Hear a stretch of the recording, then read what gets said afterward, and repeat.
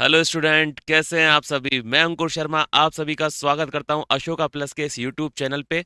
जैसा कि आप बैकग्राउंड देखकर आपको पता चल गया होगा कि आज की क्लास में जो हमारा टॉपिक होने वाला है वो होगा फीमेल रिप्रोडक्टिव सिस्टम। प्यारे बच्चों, एग्जामिनेशन कोई सा भी हो, ये टॉपिक हमेशा अपनी इंपॉर्टेंस ही रखता है। तो चलिए शुरू करते हैं इस टॉपिक के बारे में अच्छी अच्छी बातें। चलिए देखें भाई, सबसे पहले जैसा कि आप सबसे पहले तो यहाँ लोकेशन देख सकते हैं कि फीमेल रिप्रोडक्टिव सिस्टम होता कहाँ है, पेल्विस रीजन में होता है। ओके, देन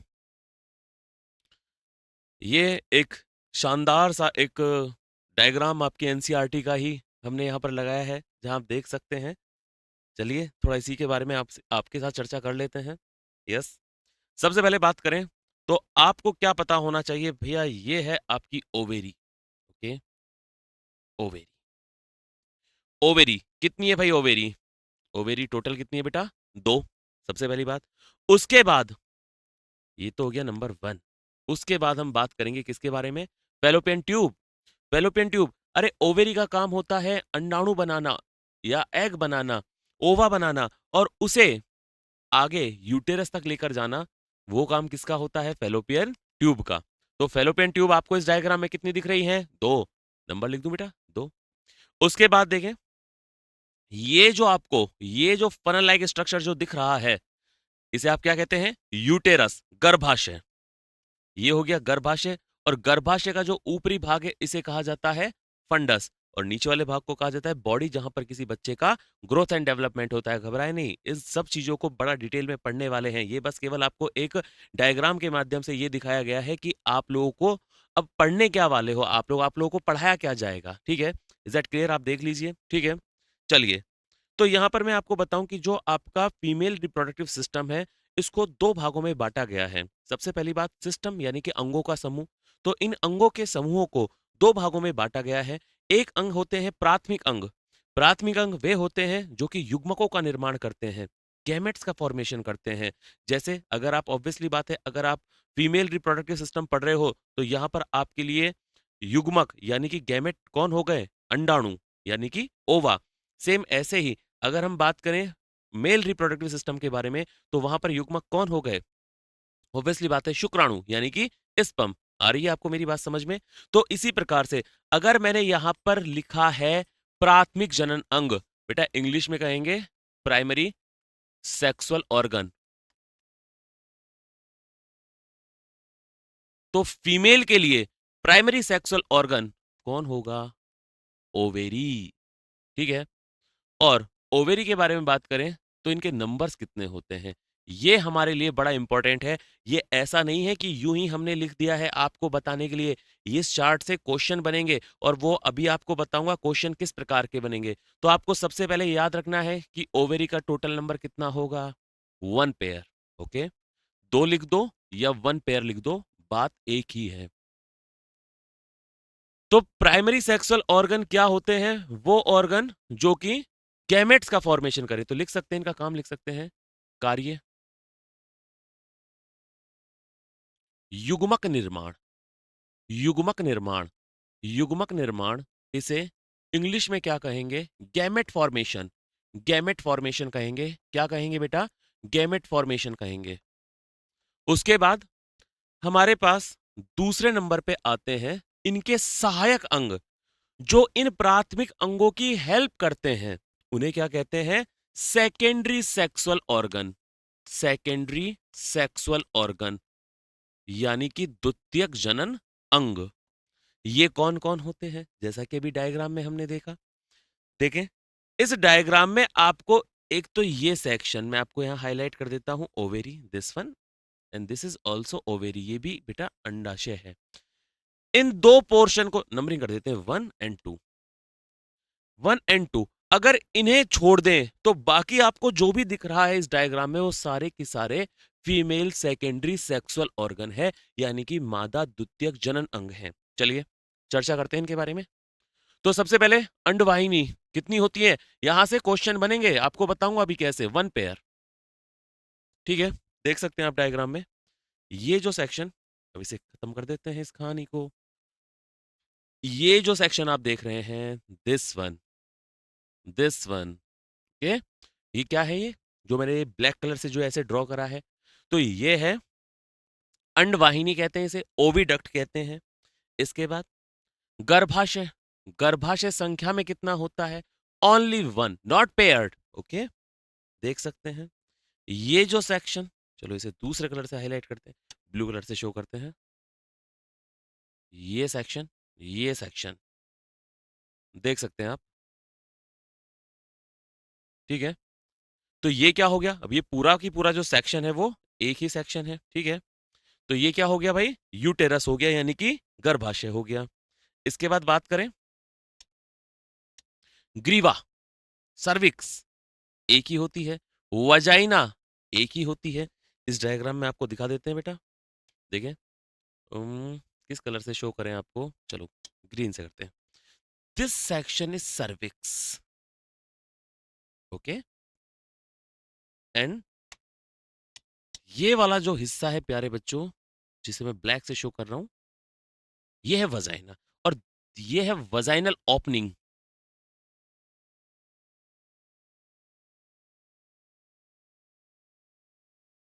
ठीक है।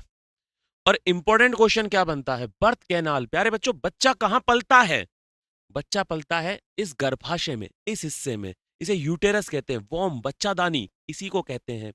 बच्चा यहां पल रहा है, लेकिन बच्चा आता किस मार्ग से है? बच्चा आएगा इस मार्ग से। बच्चा यहां पर तो पला, इस सेक्शन में तो पल गया, ठीक है, एम्ब्रियो। अब इसके बाद इस सेक्शन से वो आ रहा है, तो जिस सेक्शन से आ रहा है, जिस कैनाल से बच्चा आ रहा है, इसी को कहते हैं बेटा बर्थ कैनाल, यानी कि जन्म नाल। तो हमारे पास एक इंपॉर्टेंट क्वेश्चन बनता है कि यार ये बर्थ नाल किस किस से मिलकर बनता है? तो बेटा बर्थ नाल, देखो बच्चा यहां पला यूटेरस में, लेकिन आया कहां से? इस सेक्शन से। तो ये सर्विक्स और वजाइना, ये दोनों मिलकर क्या कहलाएंगी? Birth canal. आप इस डायग्राम में देख सकते हैं इस मार्क को, यस और नो? चलो देखते हैं भाई।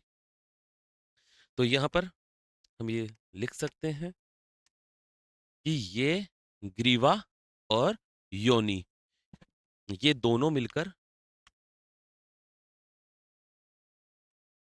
ये दोनों मिलकर क्या बनाते हैं बेटा? Birth canal.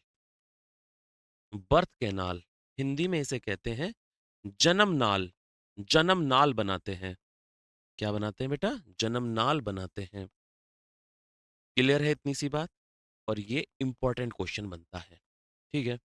इसके बाद स्तन ग्रंथियों की बात करें, स्तन ग्रंथियों की बात करें तो ये कितनी होती है बेटा? वन पेयर होती है, ठीक है। एक जोड़ी होती है, पेयर का मतलब जोड़ी, तो एक जोड़ी।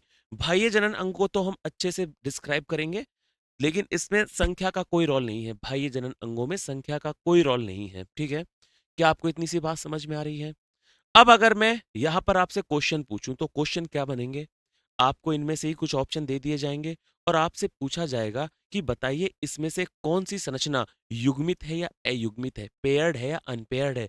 तो आप देख सकते हैं अंडाशय, बताइए क्या है, पेयर्ड या अनपेयर्ड? पेयर्ड मतलब युग्मित, अरे दो हैं, जोड़े में हैं।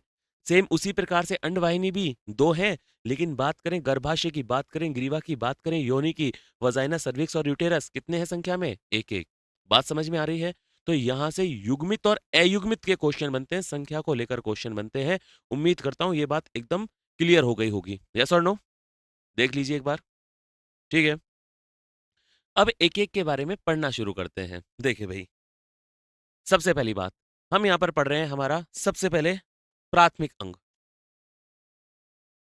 Primary sexual organ.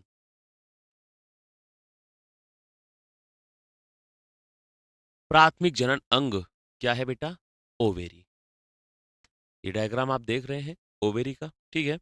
यहां पर सबसे पहले दो तीन बातें आपको पता होनी चाहिए, क्योंकि आपकी एनसीईआरटी में ये बातें गिवन है। तो बेटा जो गिवन है वहां से ही क्वेश्चन आने की संभावना सबसे ज्यादा रहती है। तो सबसे पहली बात, उत्पत्ति। जब आपको पता होना चाहिए कि जब भी कोई बच्चा अपने माँ के गर्भ में पल रहा होता है, तो सबसे पहले उसकी बॉडी में तीन लेयर बनती है। इवन बॉडी बनने से पहले भी सबसे पहले तीन लेयर का निर्माण होता है। कौन कौन सी होती है? सबसे पहले एक्टोडर्म, देन एंडोडर्म, और बीच में मीजोडर्म, यही होता है। तो हमारा पहला क्वेश्चन यही आता है कि यार जब भी कोई बच्चा, जब भी कोई फीमेल बच्चा अपनी माँ के गर्भ में पल रहा होगा, तो उसको अगर ओवेरी बनानी है तो ओवेरी कौन सी लेयर से बनेगी? तो मीजोडर्म से। तो सबसे पहली बात, आ जाइए भाई, उत्पत्ति मीजोडर्मल।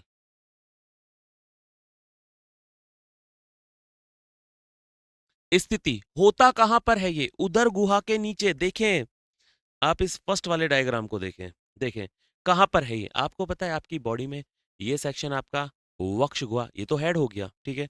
ये वक्ष गुहा, ये उदर गुहा। तो ये कहां है? उदर गुहा में या उदर गुहा के नीचे? आप देखें, उदर गुहा के नीचे है, पेल्विक श्रोणी वाले क्षेत्र में है, ठीक है। देख सकते हैं आप इसमें, ठीक है, देख लीजिए। तो स्थिति अगर मुझे लिखना हो, क्या लिख सकता हूं?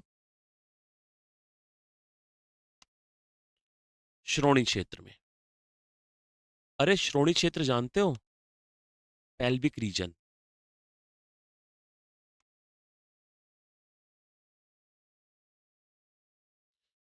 पेल्विक रीजन में। क्लियर इतनी सी बात। दूसरी बात, लंबाई। यार ये चीज आपकी एनसीईआरटी में गिवन है भाई, आपको ये पढ़ना ही पड़ेगा। ये जो आप ये पूरा की पूरा स्ट्रक्चर जो देख रहे हो ना, ये पूरा की पूरा ओवेरी है। और जिसमें जो आप ये छोटे छोटे छोटे छोटे छोटे छोटे ये जो फॉलिकल्स देख रहे हो, ये जो संरचनाएं देख रहे हो, ये इसमें उत्पन्न होने वाले अंडाणुओं की स्थिति है। चर्चा करेंगे इसके बारे में। लेकिन अभी के लिए लंबाई की बात करें तो 2 से 4 सेंटीमीटर, चौड़ाई 2 सेंटीमीटर, मोटाई या तो आप 8 mm लिख सकते हैं या आप 1 mm लिख सकते हैं, कोई समस्या नहीं है। इसके बाद आकृति। आकृति की बात करें तो इसकी आकृति होती है आलमंड शेप, यानी कि बादाम जैसी।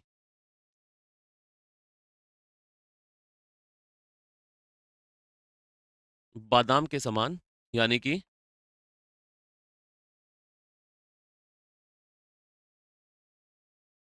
Almond shape. ठीक है, उम्मीद करता हूं यहां तक की सारी बातें आपकी क्लियर रही होंगी, ठीक है। देख लीजिए ये जो शेप। बात करते हैं यहाँ पर अंडाणु निर्माण की। हालांकि अंडाणु निर्माण के बारे में पूरा एक अलग से सेपरेट वीडियो बनाएंगे, oogenesis का, अंडाणु निर्माण का।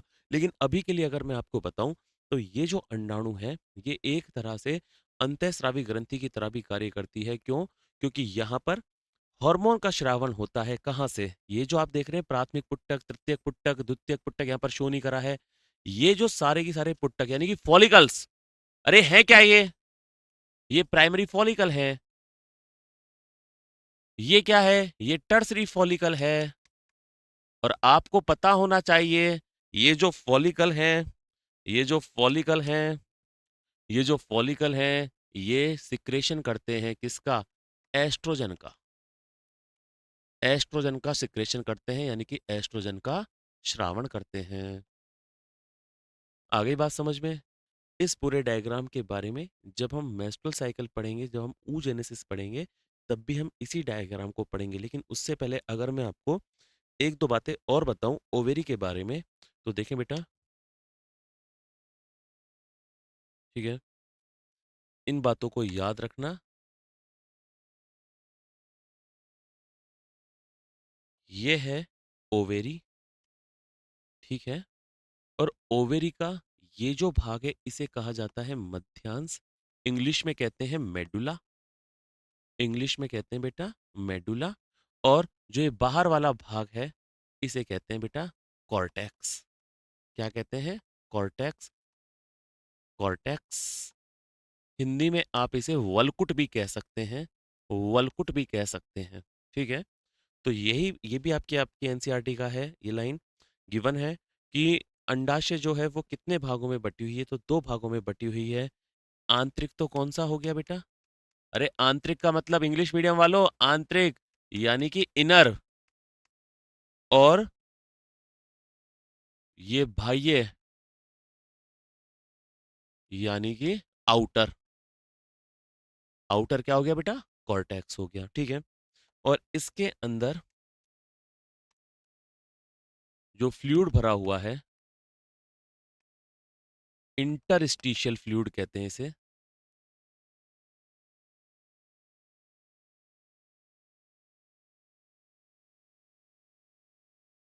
Inter interstitial tissue, sorry, fluid.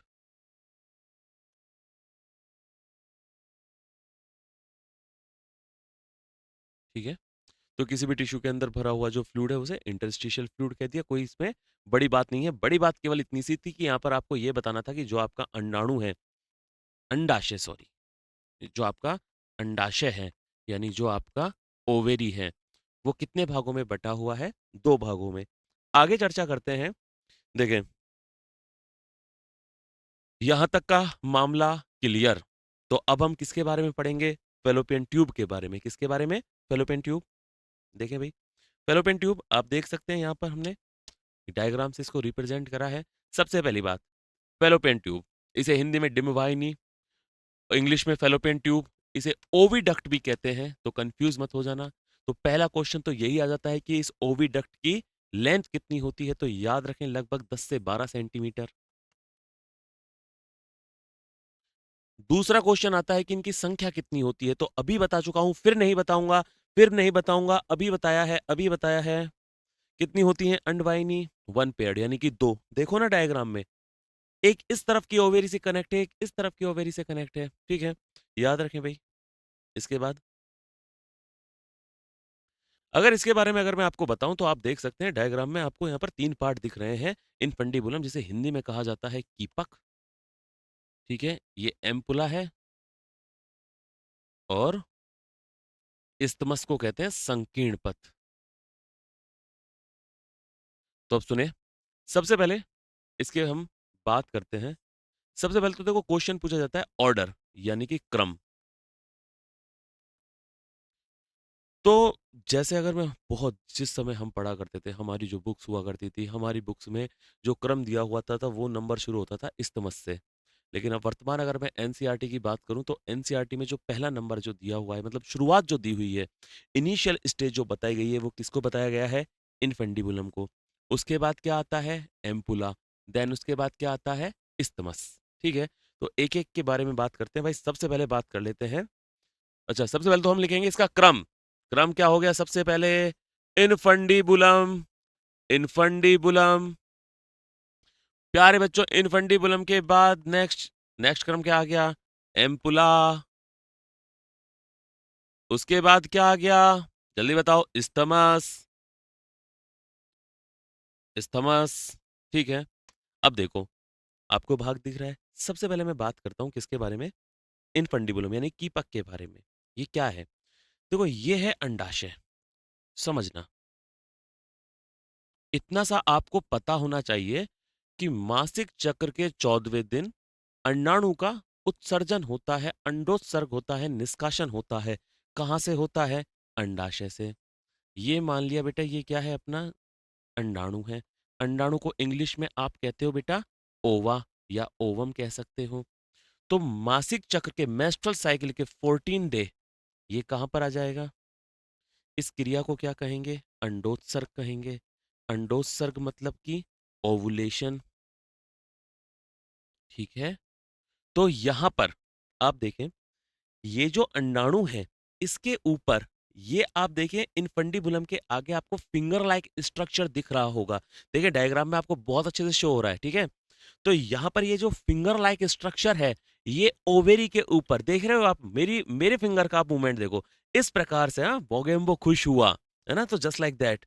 तो यहां पर ये ओवेरी को इस प्रकार से यहां पर अपना जो भी अपना जो मूवमेंट है वो इस प्रकार से कर रहा है। और जैसे ही मेंस्ट्रुअल साइकिल के 14th डे, 14वें दिन, जैसे ही यहाँ पर अंडाणु उत्सर्जित होगा, अंडोत्सर्ग होगा, निष्कासित होगा ओवा का, तो तुरंत इसको ये ग्रैब कर लेगा, पकड़ लेगा, और कहाँ डाल देगा? इनफंडीबुलम में। इन्हें कहा जाता है बेटा फिम्बरी। इन्हें कहा जाता है बेटा फिम्बरी, हिंदी में कहते हैं झालर या झल्लरी। झालर या झल्लरी। बात समझ में आ रही है? सही, यस और नो? मामला यहां तक क्लियर होना चाहिए भाई सब बच्चों का। तो यहां पर अगर मुझे फिमरी के बारे में कुछ लिखना हुआ, क्या लिखूंगा? फिमरी के बारे में लिखना हुआ तो लिख सकता हूं अंडोत्सर्ग के बाद, यानी कि ओवुलेशन के बाद, अंडोत्सर्ग के बाद ओवम कलेक्ट करता है। आ गई बात समझ में? दूसरी बात, इनफंडिबुलम के बारे में अगर मुझे लिखना हो तो मैं लिख सकता हूं ये फेलोपियन ट्यूब, अरे FT, fallopian tube, fallopian tube का शुरुआती भाग।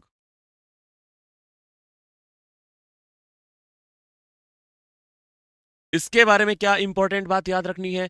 एम्पुला जो है, जो नंबर सेकंड या आप कह सकते हैं बीच का भाग है, मध्य भाग है फेलोपियन ट्यूब का, एफटी का मध्य भाग है, मिड भाग है, मध्य भाग है। इंपॉर्टेंट क्वेश्चन, निषेचन की क्रिया यानी फर्टिलाइजेशन की क्रिया कहां होती है? एम्पुला में होती है। फर्टिलाइजेशन यानी हिंदी में क्या कहते हैं? निषेचन। निषेचन की क्रिया होती है। कहां होती है? एम्पुला में होती है। इंपॉर्टेंट क्वेश्चन, सबसे संकीर्ण यानी कि नैरो वाला सेक्शन कौन सा है? इस्तमस है। इस्तमस का मतलब ही बेटा क्या होता है? Narrow section. दूसरा, यूटेरस से अटैच, अरे ये वाला सेक्शन यहां पे, ये यूटेरस ही तो है, गर्भाशय है, वो कौन सा है? इस्तमस। क्या लिख दूं भाई इसमें? गर्भाशय से जुड़ा भाग, गर्भाशय से जुड़ा भाग। और एक बात और याद रख लो, एफटी का अंतिम भाग। अरे इनिशियल पार्ट कौन सा था? इनफंडिबुलम। अंतिम भाग कौन सा हो गया? संकीर्ण। मामला कंप्लीट यहां तक, ठीक है। और याद रखें नैरो वाला पार्ट है, ठीक है। उसके बाद गर्भाशय के बारे में बात करते हैं भाई, गर्भाशय, ठीक है। ये इंपॉर्टेंट है, यहां से इंपॉर्टेंट सब कुछ है यार। इसीलिए शॉर्ट वीडियो में सब कुछ आपको इसीलिए देने की कोशिश करिए कि यार शॉर्ट वीडियो में सब कुछ आपको इंपॉर्टेंट चीजें मैं दे सकूं, ठीक है। गर्भाशय के बारे में बात करते हैं भाई साहब, बिल्कुल नहीं बताऊंगा, संख्या एक होती है, मैं फिर भी बता ही देता हूँ यार। मैं कहता हूँ बस मैं नहीं बताऊंगा, पर मैं क्या करूँ, रुका ही नहीं जाता मुझसे, मैं बता देता हूँ तुम लोगों को सब कुछ। तो देखें भाई, ये गर्भाशय, ठीक है। गर्भाशय की कितनी लेयर होती हैं? 3 लेयर होती हैं। गर्भाशय की कितनी लेयर होती हैं? 3 लेयर होती हैं। देखो ना इस डायग्राम में, देखो इस डायग्राम में, देखो ये देखो, अगर आप देख पा रहे हो तो सबसे अंदर की लेयर को क्या नाम बोला है? एंडोमेट्रियम। फिर उसके बाद की और सबसे आउटर लेयर क्या हो गई? पेरीमेट्रियम। चर्चा कर लें क्या इनके बारे में? आ जाओ भाई, ये देखो, कितना बेहतरीन तरीके से तुम्हारे लिए सब कुछ लेकर आया हूँ। तो देखें भाई, सबसे पहले इसके बारे में बात करते हैं, यहाँ से बात करना शुरू करते हैं।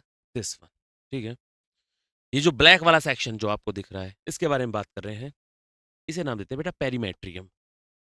पेरीमेट्रियम, इसके बारे में आपको एक बात याद रखनी है कि यह गर्भाशय का सबसे बाह्य स्तर है। यूटेरस का बाह्य स्तर, अरे इंग्लिश मीडियम वालों, आउटर लेयर, बाह्य स्तर, आउटर लेयर, पहली बात। दूसरी बात, जो आप ये यहां पर देख रहे हो, तो वेरी वेरी इंपॉर्टेंट पार्ट, ये जो येलो कलर का जो आप ये पोर्शन देख रहे हो, येलो कलर का जो आप ये पोर्शन देख रहे हो, इस येलो कलर के पोर्शन को आप कहते हैं बेटा मायोमेट्रियम। क्या कहते हो? मायोमेट्रियम। अरे क्या कहते हो? मायोमेट्रियम। और इसके बारे में तो आपको दो तीन बातें बहुत इंपॉर्टेंट तरीके से याद रखनी है। सबसे पहली बात, ये मध्य लेयर तो है ही है, हमें पता है भाई, ये दिख रहा है भाई हमारे डायग्राम में, मध्य लेयर है, ठीक है। लेकिन दूसरी बात, ये इस गर्भाशय की चिकनी मांसपेशी है। चिकनी मांसपेशी के आपको दो तीन नाम याद होने चाहिए। चिकनी मांसपेशी को ही आंतरिक मसल्स कहते हैं, या फिर इसी को आप अरेखित मसल्स भी कहते हैं, ठीक है। नॉन स्ट्रेटेड मसल्स भी कहते हैं। इन बातों को आप याद रखें। अगली बात, जब भी किसी माता में प्रसव के लिए जो पेन उत्पन्न होगा, जो दर्द उत्पन्न होगा, वो इन्हीं में होगा। कहने का मतलब ऑक्सीटोसिन, याद करो ऑक्सीटोसिन के बारे में। ऑक्सीटोसिन जो होता है वो शरीर की चिकनी मांसपेशियों पर ही कार्य करता है। तो अगर आपके पास ये क्वेश्चन आ जाए कि बताइए ऑक्सीटोसिन, अरे ऑक्सीटोसिन याद तो है ना? ऑक्सीटोसिन बच्चा पैदा करने में सहायक होता है, वो गर्भाशय की मांसपेशियों को संकुचित करता है। लेकिन यहाँ पर तो मास्टर अभी 3 प्रकार की मांसपेशियां पढ़ाएगा आपको, पेरीमेट्रियम, मायोमेट्रियम और अभी एंडोमेट्रियम। तो इन तीनों में कौन सी मसल पे अपना काम करेगा ऑक्सीटोसिन? तो याद रखें मायोमेट्रियम पर। तो दो बातें इसके बारे में क्या याद रखोगे? सबसे पहली बात, यूटेरस की मिड लेयर, यूटेरस का मध्य स्तर, मिड लेयर। उसके बाद यह है यूटेरस की चिकनी अरेखित। अरे इंग्लिश में क्या कहते हो इसे? चिकनी को कहते हैं बेटा स्मूथ, और अरेखित को कहते हैं नॉन स्ट्रेटेड मसल है। ये बात याद रखनी है, वेरी वेरी इंपॉर्टेंट, ठीक है। उसके बाद जो आप देख रहे हो यहां पर, जो कि रेड कलर से जिसे शो किया गया है, ये है तीसरी लेयर, जिसे कहते हैं एंडोमेट्रियम। क्या कहते हैं बेटा इसे? एंडोमेट्रियम कहते हैं। और ये जो एंडोमेट्रियम जो होती है, दो बातें इसके बारे में भी याद रखना है। सबसे पहली बात, गर्भाशय की आंतरिक स्तर। तीन बातें याद रखेंगे इसके बारे में तो। गर्भाशय की आंतरिक, अरे इनर लेयर, आंतरिक स्तर। दूसरी बात क्या याद रखोगे? देखो इसमें रेड रेड आपको दिख रहा है, ठीक है, तो इसका मतलब ये कि इसमें बहुत ज्यादा रक्त वाहिनियां पाई जाती हैं। और एक बात ये कि जब भी मेंस्ट्रुअल साइकिल के दौरान, जब भी किसी फीमेल में रक्त का श्रवण होता है, तो रक्त आता कहाँ से है? बहुत से लोगों में बहुत सारी भ्रांतियां इस चीज को लेकर के आ रही है, जो मेंस्ट्रुअल साइकिल का जो आता है ब्लड, ये क्या है? तो बेसिकली मैं आपको बताऊं कि उस दौरान यहाँ पर जो ये जो एंडोमेट्रियम है, इसी का ही क्षरण होता है, यही स्लग आउट होती है ड्यूरिंग मेंस्ट्रुअल साइकिल। तो यहाँ पर क्या लिख सकते हैं? मासिक चक्र के दौरान,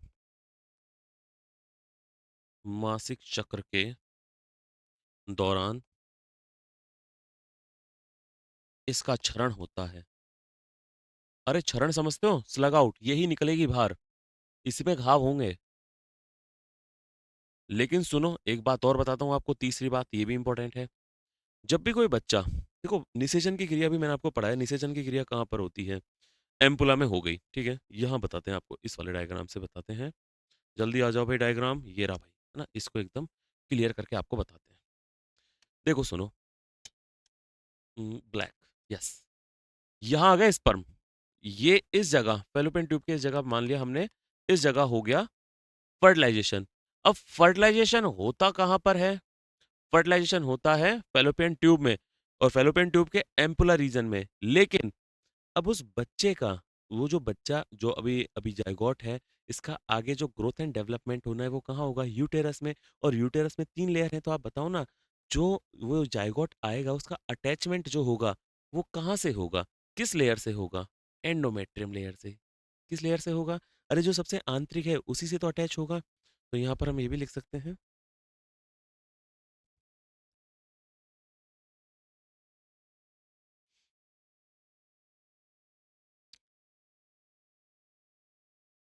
गर्भ का अटैचमेंट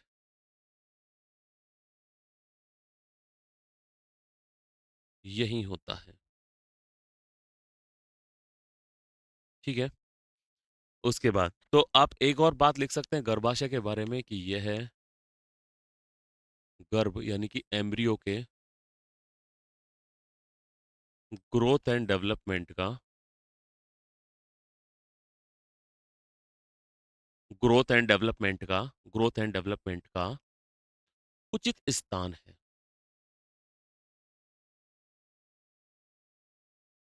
क्वेश्चन आएगा आपके पास कि बताइए, अगर कोई भी जायगोट है, अगर जायगोट अगर यूटेरस में नहीं पहुंचा, तो क्या इस प्रकार के जायगोट का ग्रोथ एंड डेवलपमेंट हो सकता है क्या? नहीं हो सकता साहब, ठीक है, क्योंकि उचित स्थान ही यही है। आ गई बात समझ में? आगे चले, बात करते हैं वल्वा के बारे में। वल्वा क्या है? वल्वा है एक्सटर्नल जेनेटेलिया, बाह्य जनन अंग, बाह्य जनन अंग, बाह्य जननांग। यहां पर सबसे पहले आपको देखने को मिलेगा मॉन्स प्यूबिस। मॉन्स प्यूबिस क्या देखने को मिलेगा बेटा? Mons pubis. आप ये जो देख रहे हैं इस डायग्राम में, रोम वाला एरिया, अगर मैं आपको इसे थोड़ा सा बताऊं तो ये इस सेक्शन की बात, ये इस सेक्शन की बात कर रहा हूं, आप देख सकते हैं इस सेक्शन की बात कर रहा हूं, ठीक है। क्या है ये वो एरिया है जहां पर कुशनिंग के लिए फैटी एसिड होते हैं, जहां पर रोम है, बाल है, त्वचा है। तो इसके बारे में बात करेंगे, ये है त्वचा यानी स्किन, रोम यानी कि बाल, कोमा फैटी एसिड, या फैट लिख सकते हैं, फैटी टिश्यू कह सकते हैं, फैटी टिश्यू।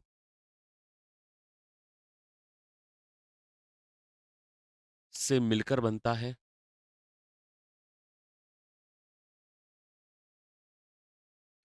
कार्य क्या होता है इसका? कार्य होता है कुशनिंग प्रदान करना, कुशनिंग। अरे कुशन, कुशन आता है, गद्दी गद्दी, वो वाला। तो कुशनिंग प्रदान करना।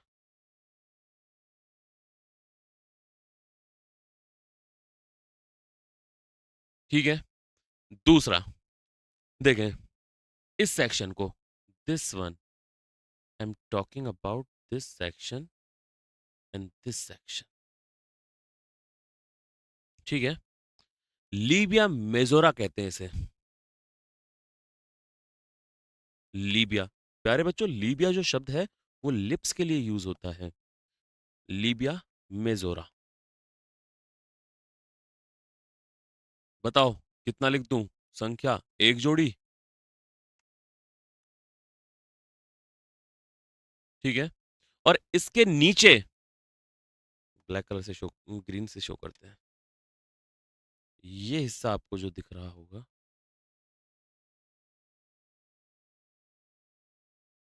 ये हिस्सा, इसे कहा जाता है लीबिया मेजोरा।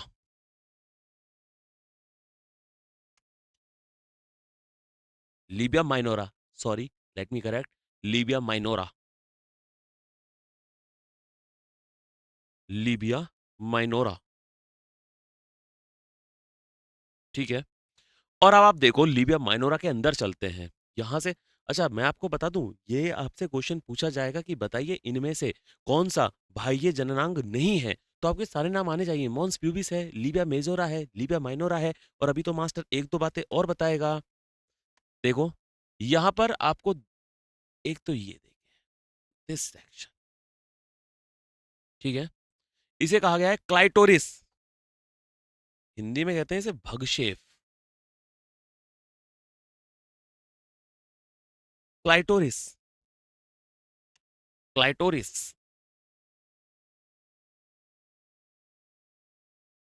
Clitoris, clitoris. इसे आप कह सकते हैं फीमेल सेक्सुअल एक्साइटिंग पॉइंट। ठीक है। ये पुरुषों में पेनिस के समझात होता है, इंपॉर्टेंट क्वेश्चन। ये है पुरुषों के पेनिस, अरे पेनिस समझते हो ना, शिशन के समझात अंग है, इंपॉर्टेंट क्वेश्चन बनता है ये। उसके बाद यहां पर देखें, there are three opening, more than three भी कह सकते हैं, बताऊंगा कैसे। देखिए सुने, this one and this one. ठीक है। ओके। एक,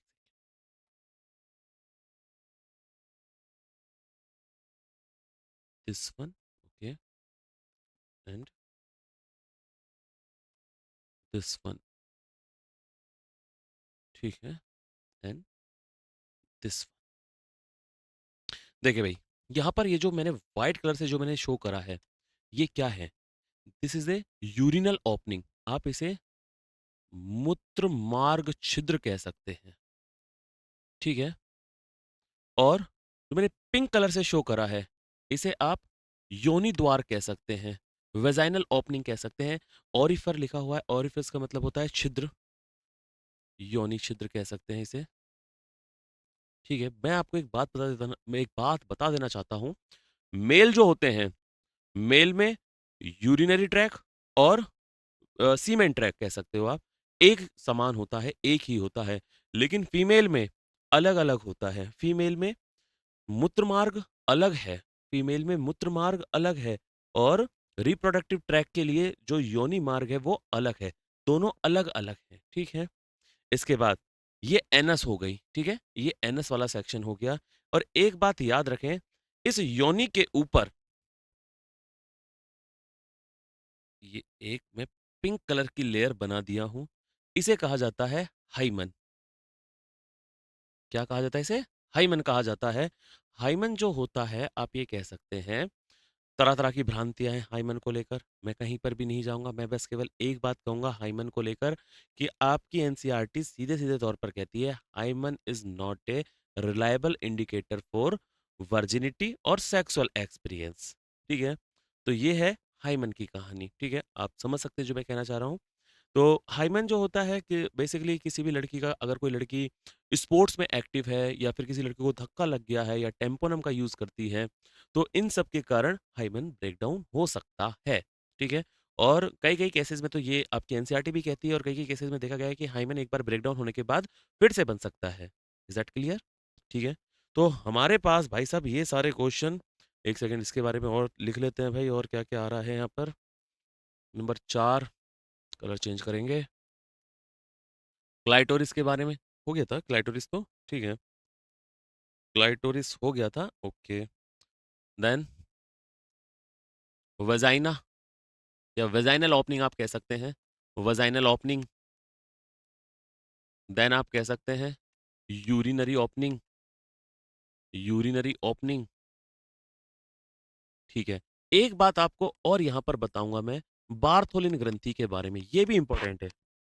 बार्थोलिन ग्रंथि, बार्थोलिन ग्लैंड, ये क्या है जरा समझे। अगर मैं इसी डायग्राम के अनुसार अगर आपको बताऊं, तो यहाँ पर आपको कौन सा, येलो कलर लेते हैं, येलो येलो, ठीक है। ये आपको यहाँ पर ये ग्रीन कलर के 2 डॉट दिख रहे होंगे। ये जो 2 डॉट हैं, यही होते हैं बेटा बार्थोलिन ग्रंथि के डॉट। और ये जो बार्थोलिन ग्रंथि होती है, यह क्वाइटस के टाइम पर ये लुब्रिकेशन प्रोवाइड करती है किसी भी फीमेल को, ठीक है। बार्थोलिन ग्रंथि, भाई साहब संख्या कितनी हो गई है इसकी, एक जोड़ी, संख्या हो गई है एक जोड़ी, ठीक है। कार्य अगर कोई पूछ ले तो क्या कह दोगे कि क्वाइटस के दौरान स्नेहकता प्रदान करना, लुब्रिकेंट प्रदान करना।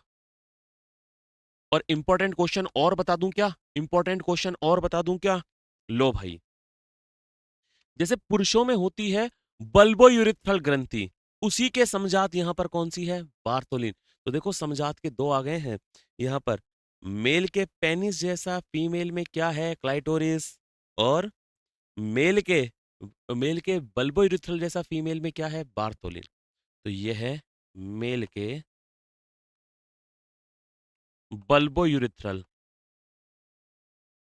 बल्बोयूरिथ्रल को और क्या कहते हैं, काउपर ग्रंथि भी कहते हैं बेटा, बल्बोयूरिथ्रल या काउपर ग्रंथि के समजात है।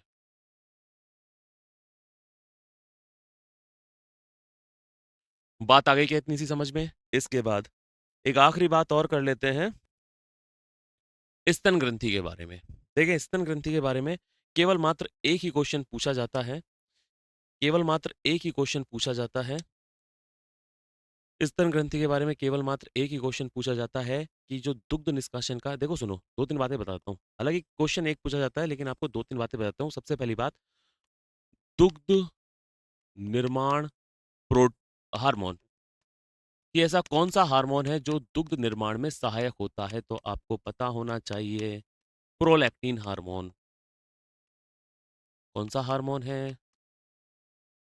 दूसरी बात, दुग्ध निर्माण हार्मोन। अगली बात, दुग्ध निष्कासन हार्मोन कौन सा है, दुग्ध निष्कासन हार्मोन कौन सा है। तो बेटा दुग्ध निष्कासन हार्मोन के बारे में बात करें तो वो होता है ऑक्सीटोसिन। मैंने कहा था ऑक्सीटोसिन जो होता है शरीर की जो चिकनी मांसपेशियां होती हैं उन पर वर्क करता है, तो इस पर भी वर्क करेगा। अगला आपसे यहाँ पर जो क्वेश्चन पूछा जाएगा वो पूछा जाएगा दुग्ध निष्कासन का क्रम। तो देखें सबसे पहले तो एल्वेलाई,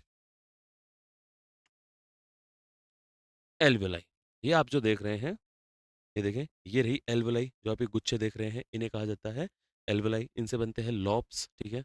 ये लॉब के अंदर प्रेजेंट होती है एल्वेलाई। एल्वेलाई से दूध जाता है मेमरी डक्ट में, सॉरी मेमरी ट्यूब्यूल्स में, मेमरी ट्यूब्यूल्स में, वहां से दूध जाता है